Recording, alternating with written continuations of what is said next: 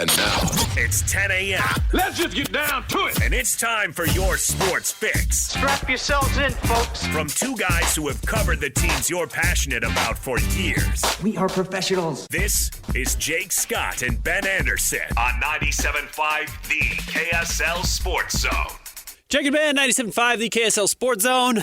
Jake will be out until Wednesday. Excited to have him back at that, but enjoying his vacation. Me rolling solo today. Christian Esparza running the board, producing the show. We've got a busy day for you. Coming up at 10 o'clock, which is right now. Next couple of minutes, we're going to be joined by Ricky O'Donnell from SB Nation. He's going to give us a breakdown on the NBA draft, the NBA Finals, with Game 5 coming up tonight after the Oklahoma City Thunder evened it up on Friday on the road at Indiana, putting the Pacers into some very difficult situations now, needing to win once again on the road in either Game 5 or Game 7 to keep this alive, in addition to having to win at home coming up on Game 6. And then we're going to continue to break down the draft a little bit. Coming up at 11:05, Zach Smith is going to join us, talking some Big 12 football and basketball. We're also going to catch you up on VJ Edgecombe.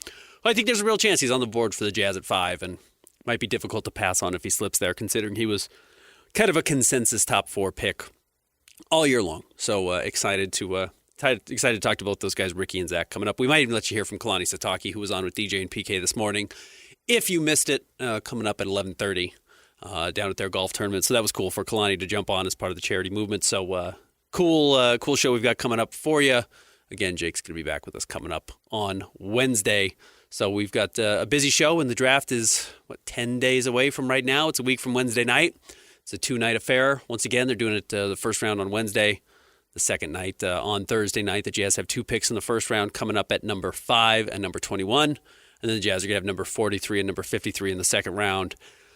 Not seeing a lot of value in the second round, but you just never know who's going to fall. And, basically anytime you find any player who can play in the second round, you feel like it's been successful, even in bad years. So a good couple of weeks for the Utah Jazz coming up ahead. All right, let's welcome in our next guest, talking about the draft, talking about the NBA in general. You can find him on Twitter at SBN_. Ricky, read him at SB Nation. It is Ricky O'Donnell. What's going on, Ricky? What's going on? Let's talk about Game 5 quickly. Coming up tonight, Pacers go back to Oklahoma City. I think this is maybe the Pacers are probably still ahead of schedule compared to where a lot of people thought going into this series. But after losing Game 4, in my opinion, that felt like that was the game the Pacers had to have if they really wanted to have a chance to win this series. Am I throwing dirt on the Pacers too early? Well, I sort of agree with you that I thought that, if the Pacers win that game, 3-1 series lead, they would absolutely have control of the series, and they should have been able to win it. Now at 2-2 definitely favors Oklahoma City in the best of 3, but I wouldn't totally write off the Pacers. We've seen them win a game in Oklahoma City before during this series in Game 1, and they've just been pulling these wild comebacks out of nowhere the entire postseason. So I'm not going to say the Pacers have no chance to win the series. I think if you're a Pacers fan, you should still be feeling pretty good about where they're at just to get this to 2-2 through 4 games.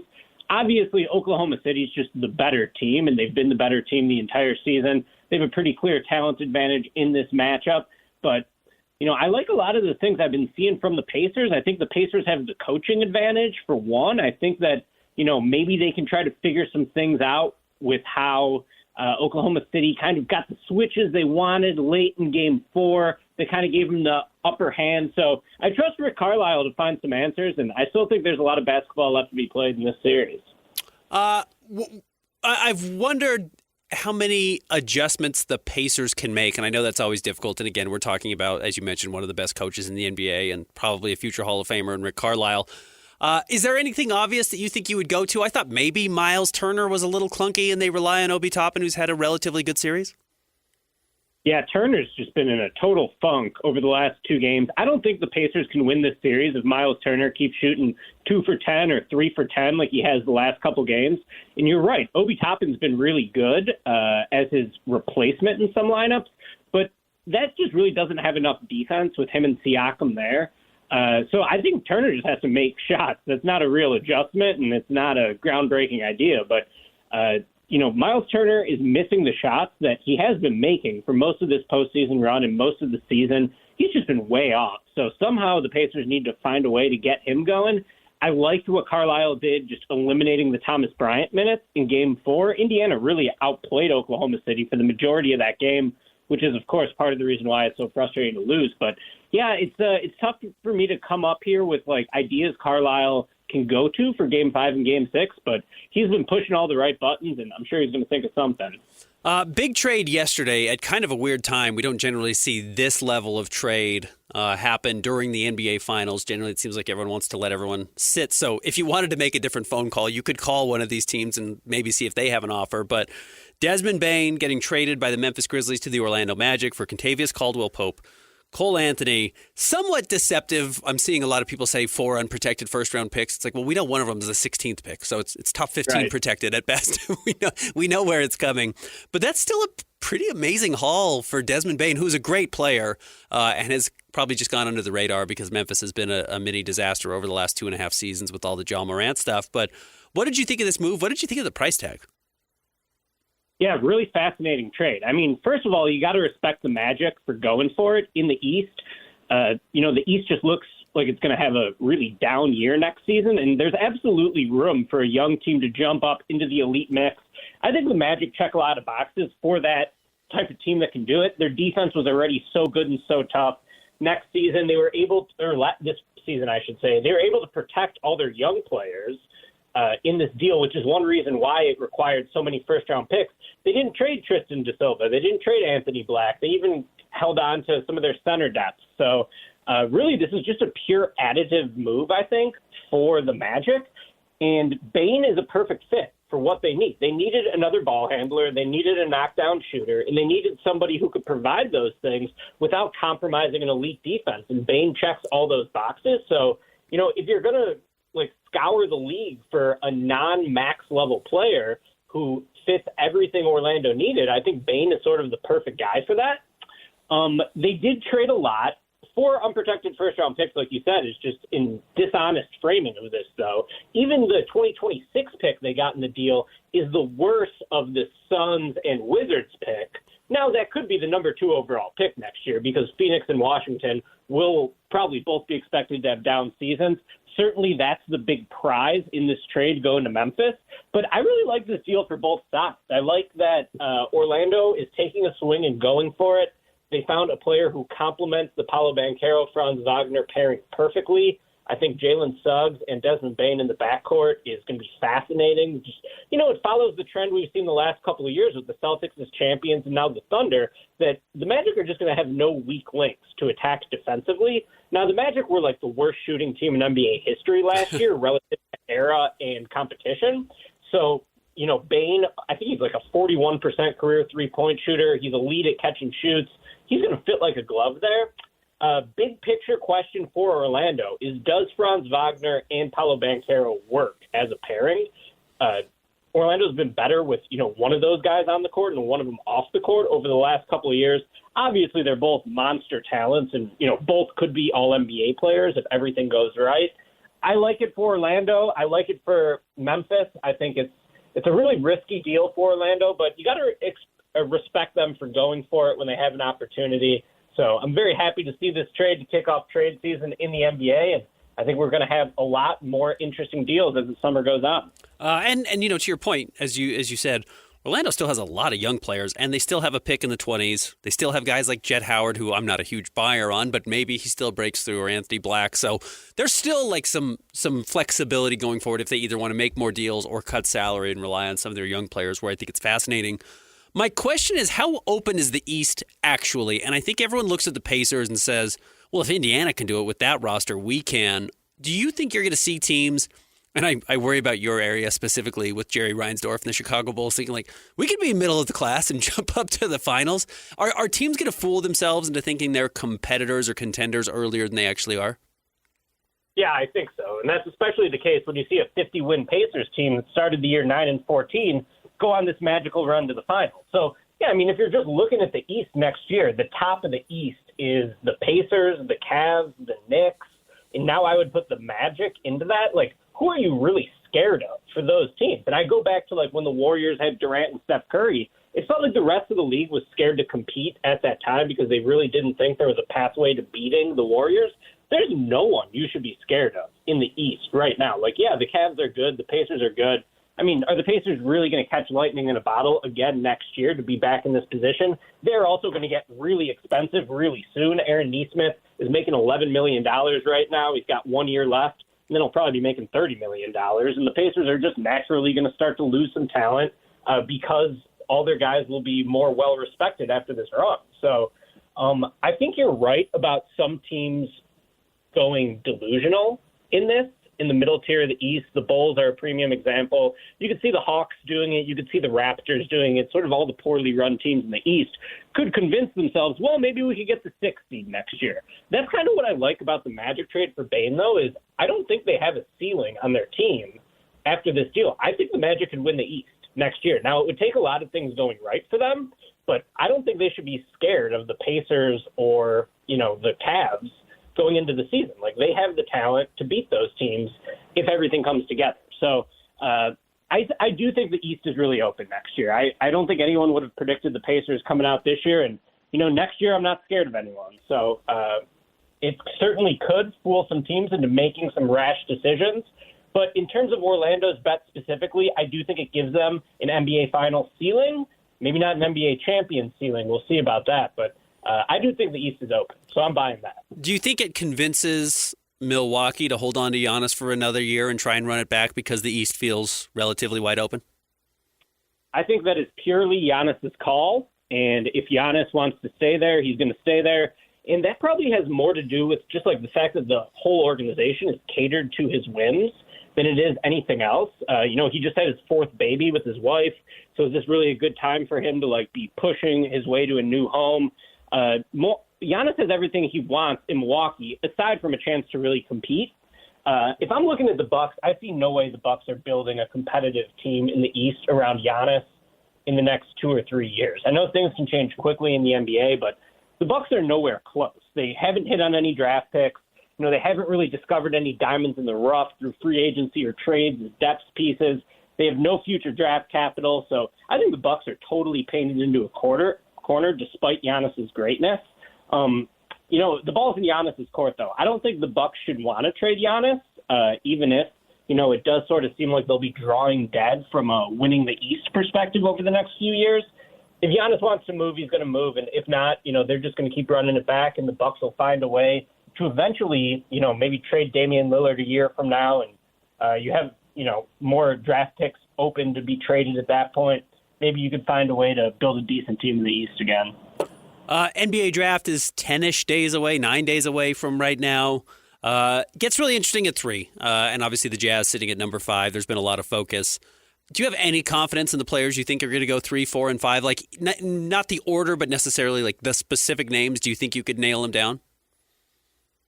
That's a great question. Yeah, 3, 4, 5. I would expect VJ Edgecombe to definitely be in that mix. I'd probably pick Con Knipple in that mix, and then probably Kaman Malawak. But it's pretty much wide open, as you alluded to. I think, after Dylan Harper goes off the board at number 2, the Sixers hold the keys to the draft at number 3. I feel like the Hornets would love to get a crack at Edgecombe, so he's either going to go 3 or 4, and then the Jazz could go any number of ways with that 5th pick. I mean, they could take, 6 or 7 different guys, and I wouldn't be totally shocked. At number 5, I would assume the hot names locally are Ace Bailey, if he's still on the board, Trey Johnson out of Texas, Con Knipple out of Duke, maybe Malawak. So, the Jazz could go in any direction, really, at number 5. Like, to me, they're still a blank slate. Austin Ainge might have said that he doesn't see, the Jazz tanking next year. Well, the reality is the Jazz are in the West, and every team in the West is super good, besides for the Jazz, really. So even if they're not trying to lose on purpose, I think they're still going to be in the mix for a top pick in 2026. And, maybe just the fact that he came out and said we're not going to tank will help the lottery gods get on their side next year. Where do you fall in the Trey Johnson, Con Knipple comparison conversation? Because that seems to be the hottest debate in Utah right now. Yeah, I think they're both really good prospects, some different strengths and weaknesses. They're the 2 best shooters in this class. So, whichever one you prefer from that perspective, I think should be appealing to Utah at number 5. But they're both really good players. I give a slight edge to Knipple just because I think his feel for the game is stronger, and I trust him more as a secondary creator than I do for Trey Johnson. Now, Trey Johnson is absolutely elite as a movement shooter. I think he has better athletic tools, and he probably give you a little bit more defensive resistance. But I just like Knipple's all-around game. I think he's such a smart player. His shooting is obviously elite. And I love the way he developed into a ball handler this year in the two-man game with Malawak at Duke. Felt like every time you watched Duke this year, Knipple was just feeding the big man on lobs, on rolls to the rim. And I think that that's just like super, super critical to building a good NBA offense. I mean, if a Knipple NBA comparison is Desmond Bane, look how valuable Desmond Bane is just on the NBA trade market. You know, is a guy who's not super athletic, not super big, but he's a knockdown shooter who gives you secondary ball handling. And while I don't think Knipple's defensive ceiling is as high as Bane's, he's at least smart enough and big enough to get to a point where he's not going to be targeted and he's not going to be a total liability. So if I had to choose between the two, I like Knipple over Johnson. I do think Johnson is still a good prospect and would be a fine fit for the Jazz at number 5 if they decide to go with him. But I like Knipple more in a vacuum in this draft class. Two guys who 6 games into the season looked like top 5 picks were Yegor Demin at BYU and Kasparis Yakushonis at Illinois. And they have both slipped. You have heard absolutely nothing about Yakushonis during the pre-draft process. It's been bizarrely silent. And then everything about Yegor is he's shooting the ball really well in workouts, but we just really never saw that at BYU. What do you think of those two players, kind of who they are in the NBA and where they're going to come off the board? Yeah, I think that Demin is really scary to me. I did an article on SB Nation just on a few prospects I'm fading in this class. Demin was the first guy on that list. Now, certainly he could still end up having a good NBA career. 6'9" with a truly elite skill with his passing. I think that that's going to be appealing to teams at some point in the first round, but I just see absolutely no burst in him as a ball handler. He can't do anything without a screen in terms of getting downhill. And, you know, you could look at his shooting volume and think, well, this guy took so many threes. That's usually a good sign for long-term shooting development. I felt like he was settling for threes most of the time because he couldn't get anything else as a scorer himself. So to me, Demin just doesn't really threaten the defense as a scorer whatsoever. And then defensively, he's just like so weak and just like a little soft defensively for what position he's going to be guarding. Like he's not quick enough to guard opposing point guards at the point of attack, and he's not quick enough to be, or he's not strong enough to be guarding fours. So to me, Demin is a little bit a man without a position. I prefer Yakushonis between the two of them. I think Yakushonis certainly has his own flaws. Neither of these guys are very athletic. Yakushonis only had 1 dunk in his freshman season at Illinois. But I can at least see the vision of Yakushonis turning into a good NBA player in a way that I struggle to with Demin. Just great passing vision, passing creativity for Yakushonis. He's physically a much stronger player, which I think will aid him in terms of drawing fouls, which he was really good at as a freshman at Illinois. I think it gives him a higher floor defensively and just like gives him, you know, he has more of a slot to defend with NBA shooting guards, I think will be his main assignment. And then Yakushonis has a really good step back. And to me, he's a little bit over-reliant on the step back. When he gets a big on a switch, you know that he's going for that left step back. But he hit it at a pretty good rate, and that's a shot that is a star-making shot in the NBA. If he could hit it as frequently as, let's say, Tyrese Halliburton does, I think that you could see a pathway to Yakushonis, if not being an all-star, being like a really solid starter. I don't know if he's going to be a primary initiator in the NBA. I don't think he's quite athletic enough to be that. So he's going to have to get better off the ball as an offensive player. He's someone who right now I view as being a better shooter off the dribble than off the catch. That's rare in the NBA. Most guys are better off the catch, but it just seems like Yakushonis needs to get into a rhythm a la James Harden to really be knocking down shots. So I like Yakushonis. I think that he's a legit lottery pick in this class. I view Demin as a first-rounder, but maybe more of someone who should probably go in the 20s than someone who should go in the lottery.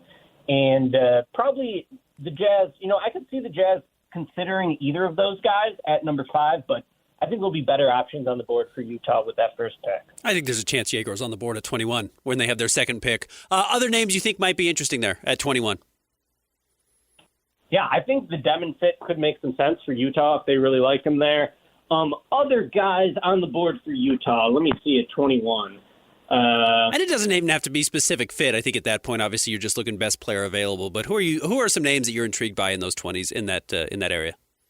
Yeah, I think Rasheer Fleming could be an interesting bet for Utah. Just a great combination of strength and length, 7'5" wingspan, 250-pound frame or 240-pound frame.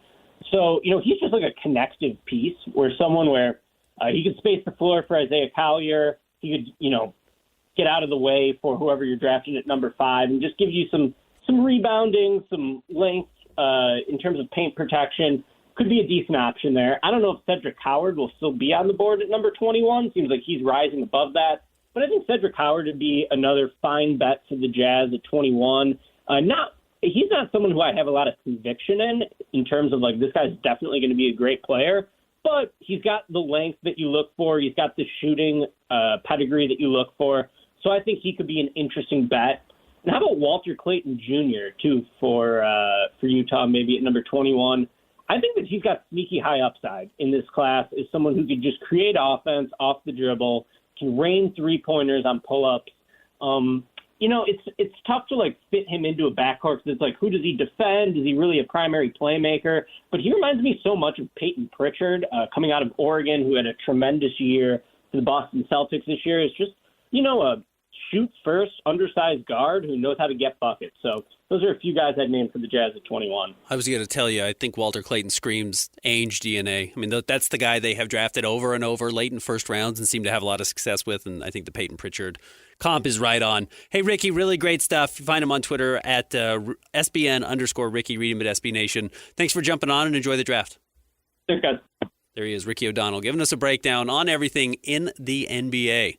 When we come back, top 3 stories at KSLSports.com. Stick around. Jake and Ben, 97.5, the KSL Sports Zone. Ladies and gentlemen, may I present... This is JJ and Alex. Austin Ainge announces the president of basketball operations for the Utah Jazz. They've got a lot of work, obviously. There's not just a lot of work to be done. There's a lot of years to have to figure some things out. This is not a business position. This is a personnel position within the organization, and that is to say, hey, look, we have got to get the right personnel in the building. We've got to figure this thing out. We've got to find exactly where it is that we want to put ourselves. This is a big loss for the Celtics. He played a big role in helping assemble the roster that they currently have. Brad Stevens runs the day-to-day operations of the Boston Celtics, and it says a lot that Brad could have sent Danny's son packing a long time ago if he didn't have value. Instead, he made him the assistant general manager. He helped build that roster that won an NBA championship last year. He has earned the place where he's at in the NBA today. Catch JJ and Alex afternoons from 3 to 6. Presented by G2G Bars on 97.5, the KSL Sports Zone.